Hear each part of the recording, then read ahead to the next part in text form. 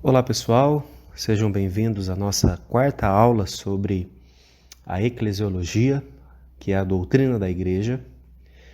Nós já falamos sobre alguns temas, vou só repassar aqui para você. Nós começamos falando sobre as figuras bíblicas da igreja, apontando ali alguns termos do texto grego que indicam o objetivo, a forma como a igreja deve ser.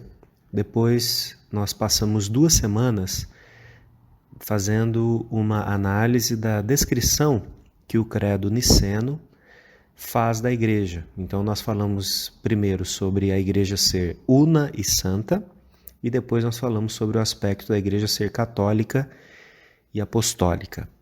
Hoje nós vamos começar a falar sobre os sacramentos. Então hoje eu quero trazer um panorama geral sobre o que é o sacramento e falar sobre a Santa Ceia, e na semana que vem nós encerramos esse mês de estudo sobre a eclesiologia falando sobre o batismo. Então, se você perdeu aí as 2 aulas, as 3 aulas na verdade que passaram, você pode ainda acessar lá as aulas, assistir novamente. Se ficou alguma dúvida, assista novamente, faça perguntas. E também você tem a oportunidade para que nessas 2 próximas semanas reflita um pouco sobre o sacramento.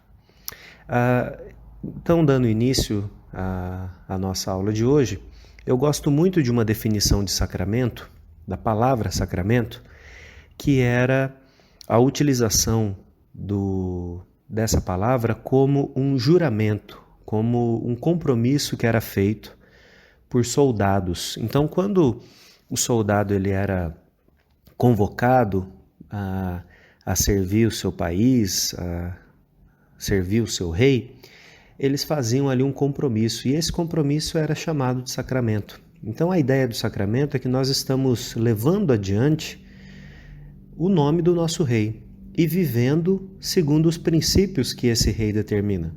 Ou seja, nesse campo de batalha ilustrativo, nós fazemos aquilo que o nosso rei manda e não a nossa própria vontade. É assim que um soldado, teoricamente, deveria agir, em nome do seu rei, em nome do seu povo, em nome da sua terra, e fazendo as coisas de uma forma que honrem o nome daquilo que a sua bandeira representa. Então nós, como cristãos, ao praticar, ao desenvolver a questão dos sacramentos na igreja, na nossa vida, nós estamos levando adiante então o nome do nosso Senhor Jesus. Sobre os sacramentos, é importante a gente dizer que houve muita discussão sobre os sacramentos durante a história da igreja.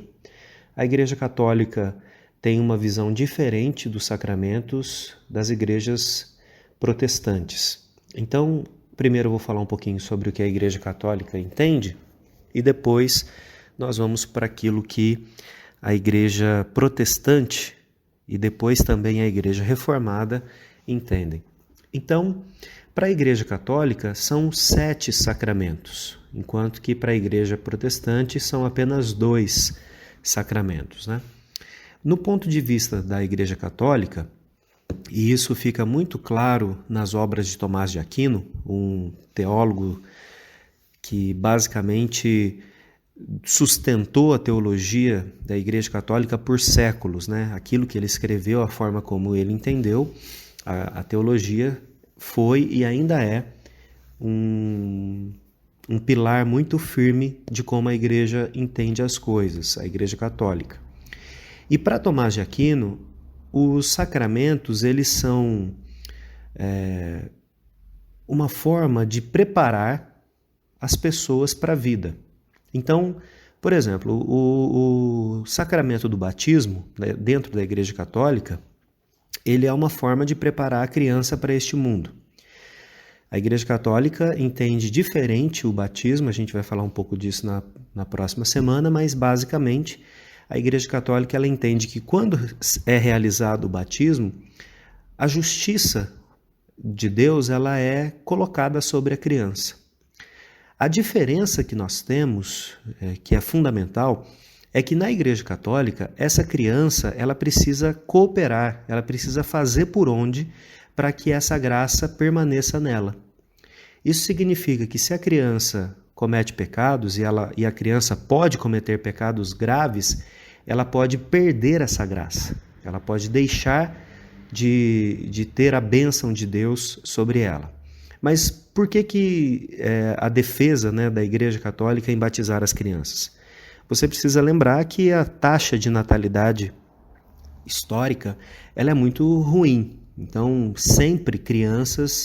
sempre houve, né, um índice de morte infantil muito grande. Então, a ideia que foi ensinada é que se a criança for batizada, e ainda, mesmo naquela época existia, né, um pouco do que existe hoje ainda, de que a criança é pura, de que a criança nasce santa, esse tipo de pensamento, que se ela fosse batizada, ela deixava de ser um pagão e passava a ser uma cristã, mesmo que, né, ainda dessa condição ali de um bebê ou de uma criança pequena, mas pelo menos ela não ia para o inferno.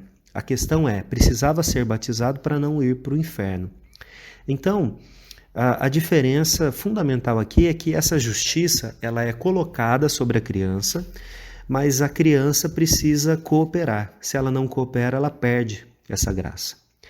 Essa é um conceito que todos os sacramentos na Igreja Católica eles expressam, né? Então, lá no latim é chamado de ex opere operato, ou seja, por meio da operação das obras. A graça ela só é manifesta por meio da operação de obras. Então, se a pessoa que recebeu o sacramento não coopera com as obras, ela deixa de ter. Um segundo sacramento é a chamada crisma ou a confirmação, que é essa criança que cresceu, se tornou ali adolescente, início da adolescência, e ela então faz um processo onde ela mesma professa a sua fé, ou ela confirma a sua fé. Então, esse é um segundo momento, é como se fosse uma outra etapa realmente. Então, ela recebe uma outra graça, né? Um dos autores que eu consultei diz que isso é muito semelhante ao bar mitzvah do antigo Israel, mas aí era só com relação a meninos, né? Quando chegava em determinada idade, era feito esse procedimento, esse processo em que essa criança ela passava a ser considerada adulta. Nós temos também um terceiro sacramento na Igreja Católica, que é a penitência, e ele se refere a pecado. Então, quando alguém cometeu um pecado grave, um pecado mortal, ele perdeu a graça do batismo e comprometeu essa questão da confirmação, então ele precisa ser restaurado. Então, uma forma de acontecer isso é através desse sacramento da penitência e da confissão. E também seria então uma forma da pessoa se restaurar. O casamento, o matrimônio, é também um sacramento na Igreja Católica, onde recebe uma bênção especial. Parte do problema que a Igreja Católica tem com relação ao divórcio se encontra nessa cláusula. Não tanto por questões do Estado ou questões de testemunho, mas por uma questão desse princípio de que o casamento, por ser um sacramento, ele não pode ser dissolvido, né? É claro que isso, com o tempo, tem sido afrouxado, tem sido flexibilizado, ainda que tenha muita discussão sobre isso.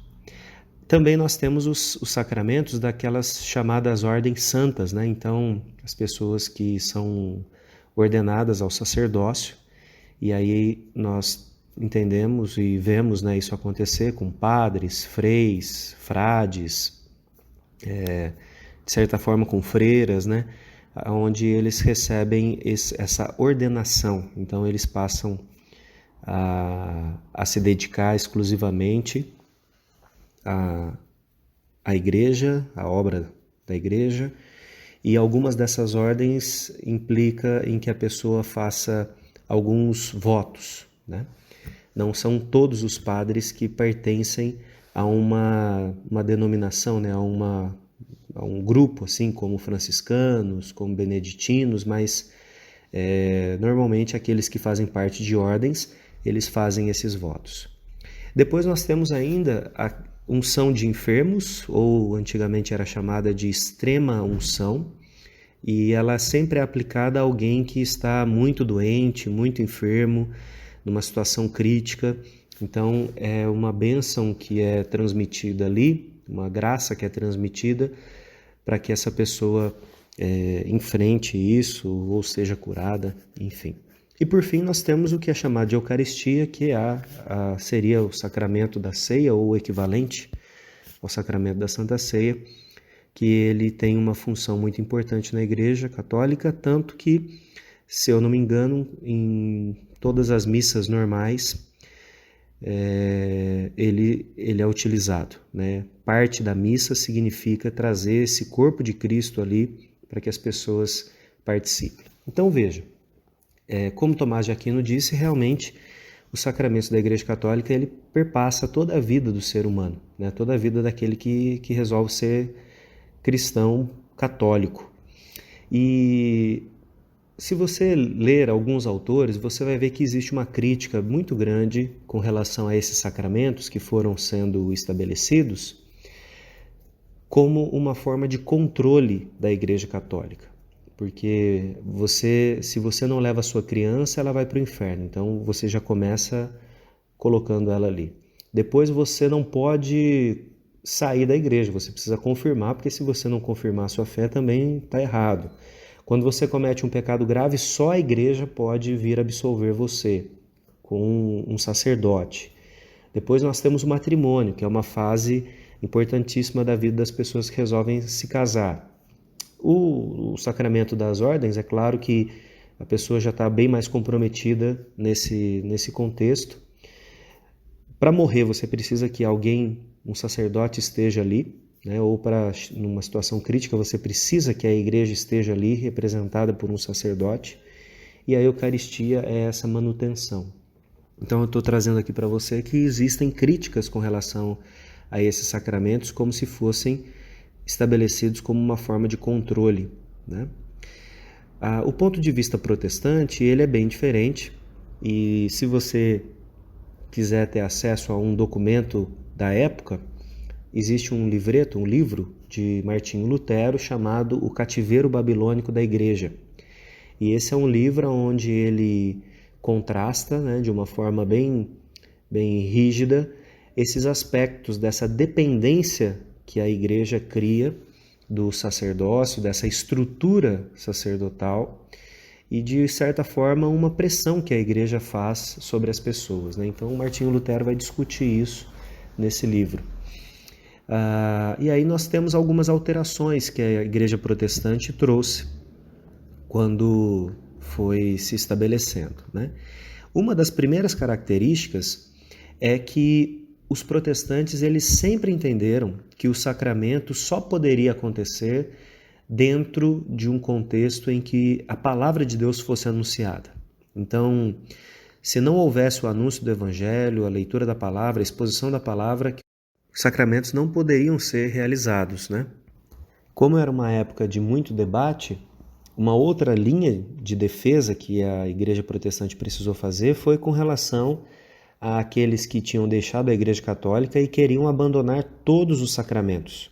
Então, Lutero, Calvino, especialmente, precisaram defender que os sacramentos eles são importantes e eles são prescrições claras do Senhor Jesus para a igreja do nosso tempo, né? Do tempo deles e do nosso tempo e até quando Jesus voltar. Então, houve a necessidade também de fazer isso. Um outro aspecto que foi discutido, claro, com relação à quantidade desses sacramentos, e desde o início da Igreja Protestante foi entendido que apenas 2 eram claramente prescritos pelo Senhor Jesus e ordenados por Ele. Então, o batismo, e nós temos isso, por exemplo, em Mateus 28, 19, e a ceia do Senhor em Mateus 26, do 26 ao 29. Esses 2 textos a gente também vai estudar um pouco mais detido na próxima semana. E houve uma mudança, principalmente teológica, com relação a como esses sacramentos funcionam, né?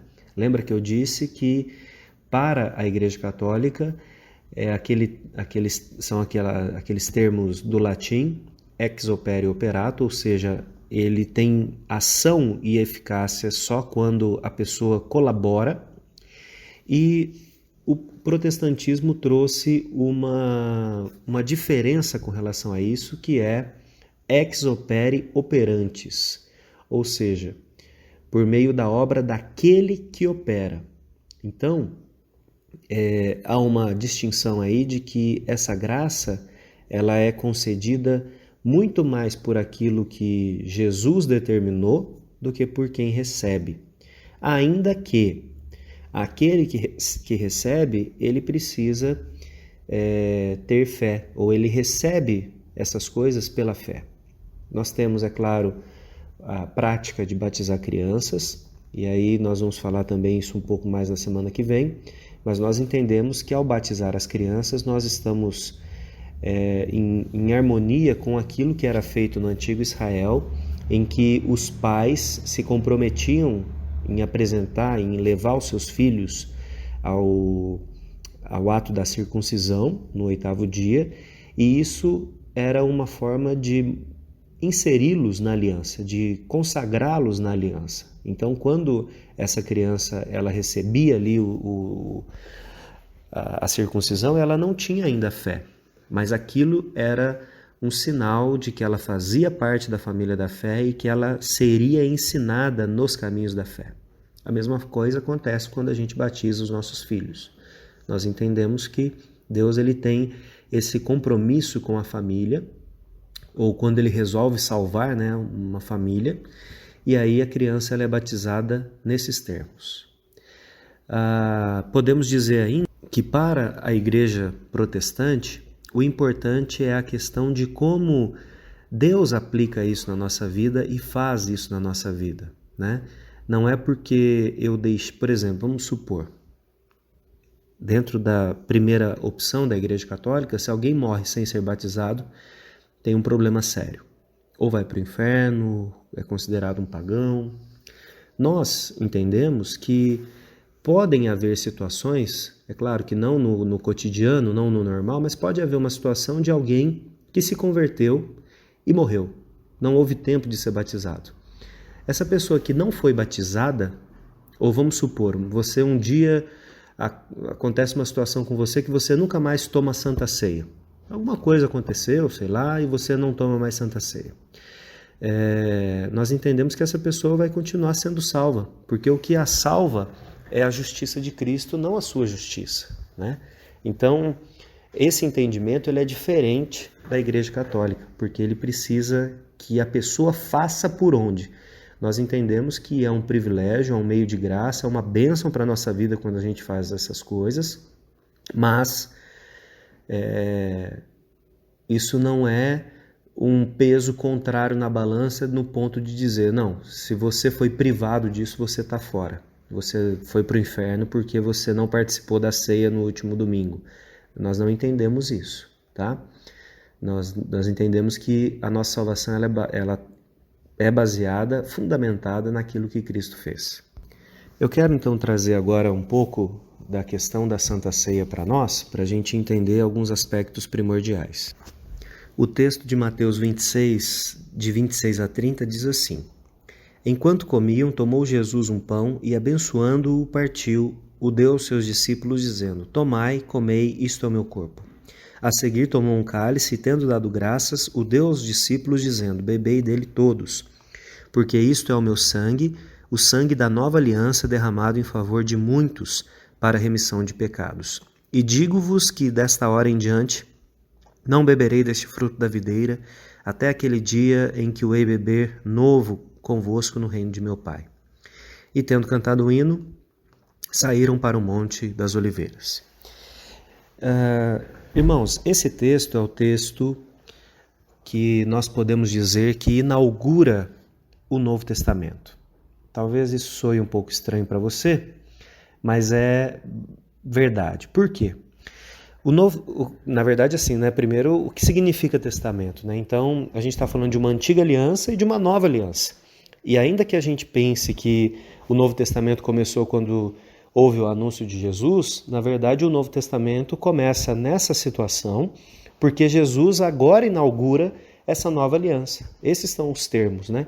Ele pede para que os seus discípulos preparem uma Páscoa e, como eu disse, né, o batismo ele é uma atualização da circuncisão e a Santa Ceia ela é uma atualização da Páscoa. A Páscoa ela era realizada uma vez no ano pelo povo judeu. E aí nós temos, é claro, todo aquele contexto de Êxodo, quando ali na última praga Deus estabelece a festa dos pães asmos e a questão de sacrificar o cordeiro para que o sangue dele fosse passado nos umbrais das portas. Jesus, então, ao pedir para os seus discípulos prepararem essa Páscoa, essa última Páscoa com eles, ele, no momento da liturgia, no momento em que eram trazidos esses elementos para a mesa, Jesus dá um novo significado a cada um desses elementos e declara que essa é a nova aliança. Então aqui nós temos realmente o início de um novo tempo. Com relação aos elementos que devem fazer parte da ceia, Jesus estabeleceu pão e vinho. Por isso que nós, na nossa igreja, sempre partilhamos de um pão e partilhamos do fruto da videira, no caso, né, que é o suco de uva. Existe aí uma discussão se a gente deveria utilizar de fato vinho com teor alcoólico. Há um consenso, irmãos, de que por ser o fruto da videira já é suficiente o símbolo e que nós poderíamos prejudicar alguns irmãos que tiveram, de repente, um histórico de abuso do álcool. E aí, se você vem na igreja e toma um cálice, ainda que pequeno, de vinho, isso pode despertar essa compulsão e isso traria prejuízos para a vida de irmãos. Então, por isso que nós não fazemos. Mas eu deixo registrado aqui que algumas igrejas fazem e isso não significa que eles estão em pecado ou que nós estamos em pecado. A Santa Ceia, irmãos, é um outro tópico que traz bastante divergência. Inclusive, dentro da igreja protestante, houve dificuldades com relação a isso. Bom, pensando na igreja católica, o formato da ceia na igreja católica é o que nós chamamos de transubstanciação. O que isso significa? Significa que para eles, ainda que a hóstia tenha aquele formato, aquela cor, que a substância dela, o que seria a substância ali do trigo, né, que é feita a hóstia e tudo, no momento em que ela é consagrada pelo sacerdote, ela se transforma de fato no corpo de Cristo. Então ela não muda a forma, não espere ver um pedaço de carne sendo comido na igreja. Então ele mantém a forma do pão ou da hóstia, mas a sua substância foi transformada no corpo de Cristo. Tanto que, quando encerra uma missa, aquela hóstia, ela não pode ser jogada fora, ela não pode ser, né, nada pode ser feito com aquele elemento, porque ele se transformou no corpo de Cristo. Então ele vai ser usado na próxima missa. A igreja luterana, ela entende uma chamada consubstanciação. Então, a ideia não é que se transforma no corpo de Cristo, mas enquanto é feito ali o processo da ceia, do sacramento, o corpo de Cristo, aquele pão e o vinho, ele contém o corpo de Cristo. Então, também há uma mudança no elemento. Depois, nós temos, em contraste com a Igreja Católica, aquele grupo sempre mais radical que defendeu que a Santa Ceia ela era apenas um memorial. E eles ainda defendem que Jesus mesmo disse, né, fazer isso em memória de mim. Jesus ele não está dizendo que é só uma lembrança, mas existem igrejas que hoje adotam essa postura. Desde a época da Reforma havia gente que adotava essa postura, aonde a Santa Ceia, aquele pão e aquele suco de uva, eles são apenas representativos, não há nada de diferente, não há nada É só para a gente lembrar, é como se fosse apenas uma lembrança realmente do que Jesus viveu e do que ele nos ensinou. E a posição calvinista, irmãos, que é a que a gente adota, Calvino entendia que não é possível dizer que o corpo de Cristo está ali na ceia, porque o entendimento de Jesus é que Jesus ele tem um corpo hoje, né? O Jesus ele continua sendo homem, ainda que nós vemos pelo relato do Novo Testamento, dos Evangelhos, que após a ressurreição, que é uma ressurreição da carne, Jesus tinha corpo, né? Lembra lá ele mostrando as suas chagas para Tomé e falando, toca aqui? Ele tem um corpo, então não é possível a gente dizer que o corpo de Jesus está ali. Então, realmente, naquele elemento do pão, ele não tem ali uma substância, como diz a Igreja Católica, de carne de Cristo, ou no cálice o sangue. Mas que a presença espiritual de Jesus está ali. E essa é uma diferença importante, considerável, e que a gente não pode deixar de avaliar. Inclusive, irmãos, permitindo aqui trazer um tema atual, houve, né, nesse tempo da pandemia uma discussão sobre Santa Ceia online. Por que não fazer a Santa Ceia online? Afinal de contas, você veria ali o pastor e poderia fazer na sua casa. Para nós que entendemos que essa presença espiritual ela é importante e esse entendimento teológico é a expressão do que Jesus estabeleceu ali, nós não podemos fazer dessa forma, porque um dos pré-requisitos é que nós estejamos juntos.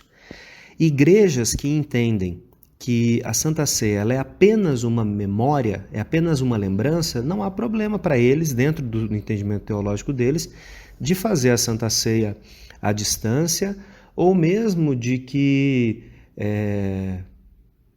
uma pessoa que, por exemplo, ministrou a ceia lá no domingo, você pega aquele pão, aquele vinho, leva para casa, entrega para alguém depois, não importa, isso não tem significado, porque é apenas uma lembrança.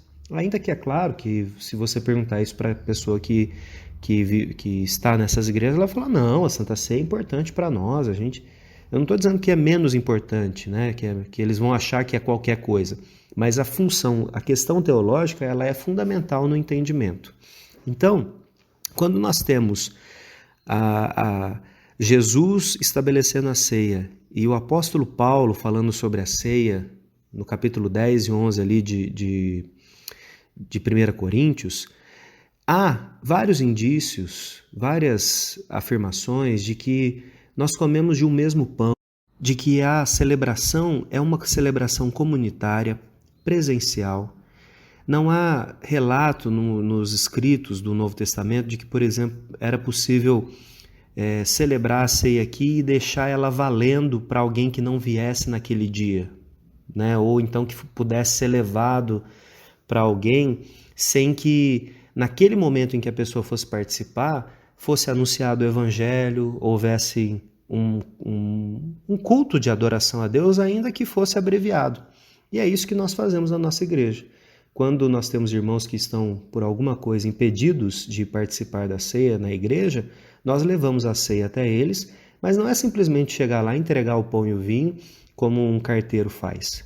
Nós celebramos a Deus ali, nós louvamos a Deus, nós adoramos a Deus. Quando é possível, nós cantamos, lemos a Bíblia, pregamos o Evangelho, ainda que a pessoa possa estar, por exemplo, num estado a pessoa não responde, mas ainda assim nós fazemos tudo isso. Então a Santa Ceia, essa presença espiritual de Cristo nos elementos ali, na comunhão, o Novo Testamento traz para nós essa necessidade de que isso seja comunitário. E quando a gente faz cada um na sua casa, deixa de ser comunitário, deixa de ter esse aspecto primordial. Uma outra coisa que a gente precisa entender é que o Novo Testamento ele não traz nenhum preceito de como ou de que frequência a ceia precisa ser estabelecida ou precisa ser realizada. João Calvino, por exemplo, entendia que toda semana deveria ser feita a Santa Ceia, porque é um exercício de submissão, de lembrança e muito mais do que tudo isso, é um meio de graça. Na época, havia o chamado Consistório de Genebra, que era uma forma de conselho, e eles entenderam que era uma vez por mês que seria o ideal. E isso prevaleceu e, de certa forma, nós adotamos até hoje. Mas eu não sei se você sabe, existem igrejas que celebram a ceia, né, como a Páscoa, apenas uma vez no ano, inclusive utilizando a época da Páscoa para fazer isso. Existem outras igrejas que fazem 4 vezes no ano. E existem igrejas que fazem todo domingo. Então o Novo Testamento ele não preceitua qual é a frequência. Isso significa que se você não tomou a Santa Ceia por causa da pandemia nesses últimos meses, isso não significa que você está em pecado, tá? Eu tenho uma experiência que me marcou bastante quando eu trabalhava com missões. Uma vez nós estávamos em um povoado próximo à cidade de Tobias Barreto, em Sergipe. É um povoado que fica na linha que divide a Bahia com Sergipe. E nós fomos ali realizar um culto e durante a tarde a gente tinha ido lá para fazer evangelismo de casa em casa, uma congregação que já há muitos anos estava lá. E aí alguns irmãos ali falaram, olha, já faz 3 anos que a gente não participa da ceia. 3 anos. Seria possível que a gente participasse? E aí nós fomos à noite lá e fizemos um culto e partilhamos a ceia. A alegria daquelas pessoas de participar da ceia foi uma coisa que realmente marcou a minha vida e eu ali comecei a entender a importância disso, né? Mais do que o entendimento teológico da importância da ceia, a experiência prática, a alegria das pessoas de partilhar, aquilo ali foi muito marcante para mim. Então é possível, irmãos, que em algumas situações a pessoa talvez tome a ceia uma vez na vida, numa situação de perseguição, numa situação como a que a gente viveu agora da pandemia. É possível que a gente tenha que se abster por um tempo da Santa Ceia. É claro que o desejável, a alegria do nosso coração é participar constantemente, mas a gente precisa entender que se caso por alguma razão justificável, né, isso acontecer de não acontecer, né, de não participarmos da ceia, nós não estamos incorrendo em pecado e também, de repente, acontece alguma coisa, você não vai na igreja no dia que tem a ceia, fica um mês sem tomar e você, de repente, se sente mal por isso. Não precisa, ainda que seja ideal que você participe sempre e mantenha sempre o seu coração diante de Deus. Uma outra questão que a gente tem que entender é que a ceia, a Santa Ceia, ela aponta para o passado, com aquilo que Jesus fez, para o presente, aquilo que Ele está fazendo em nós, mas ela também traz o aspecto do futuro, daquilo que Jesus ainda fará, né? Da consumação de todas as coisas que Jesus propõe. Então, irmãos, a ceia, a gente precisa entender que os elementos prescritos por Jesus é o pão e o vinho. Não existe nenhum texto das Escrituras que diz que só um grupo seleto deve participar do vinho e outros do pão. O Novo Testamento sempre declara pão e vinho como comuns a todos os que são da comunidade. Outro aspecto é que ela é comunitária, então ela tem que ser realizada dentro da comunidade, ainda que essa comunidade possa ser representada pelo pastor, alguém da liderança, indo na casa de algum irmão que está doente e por isso privado da comunhão com os outros, né? Nós precisamos entender também que nós, na nossa igreja, defendemos que o pão e o vinho continuam sendo pão e vinho, ainda que naquele momento que nós estamos celebrando, eles saem desse uso comum, né, de apenas um alimento físico, para símbolo, para mostrar algo a respeito da nossa realidade espiritual. E nesse momento que nós estamos ali, de uma forma especial, Jesus se faz presente como a gente usa, né, a expressão meio de graça, para nos abençoar, nos curar, e é muito poderoso, né, esse aspecto da ceia. Um outro aspecto que a gente pode falar aqui é que, como nós entendemos que a ceia ela é feita naquele momento ali, posteriormente, né, depois que acabou a ceia, aquele pão e aquele vinho, eles são pão e vinho. Então a gente não precisa enterrar, não precisa guardar para o próximo mês. Eles foram utilizados e significam naquele momento da ceia, mas depois eles são pão e vinho. Não há pecado nenhum, né? Eu me lembro que quando eu era pequeno, uma vez, pequeno não, já era adolescente, estava na igreja, acabou a ceia e eu desci com os meninos lá para a cozinha da igreja e a gente comeu do pão que tinha ficado da ceia. E isso foi um debate, isso foi um problema grande lá, se a gente poderia ou não ter feito isso, né? O que a gente entende, irmãos, é que as pessoas que não se comprometeram com Jesus publicamente, elas não devem participar da ceia, porque o próprio texto de 1 Coríntios 11 diz que as pessoas que comem e bebem sem discernir, sem ter conhecimento, sem ter a noção do que isso tudo significa e o compromisso do que isso significa, podem comer e beber juízo para si, né? A ideia então é que a gente precisa ter clareza com relação à nossa vida, com relação ao que Jesus significa para nós, ao nosso compromisso com Ele, e aí sim nós participamos desse privilégio que é participar da ceia do Senhor. Nós vamos falar então, como eu disse, na semana que vem sobre o batismo, trazer alguns aspectos aqui sobre o batismo infantil, sobre o nosso batismo de adultos, como que a gente deve entender isso, o privilégio que é para a igreja participar do batismo das pessoas e o nosso compromisso com Deus. Espero que você seja abençoado por Deus ao refletir sobre esses temas da igreja, que tenha clareza com relação a isso, que você valorize esses aspectos da Santa Ceia, do compromisso que nós firmamos e que Deus continue abençoando você e a nossa igreja. Deus te abençoe e até a próxima.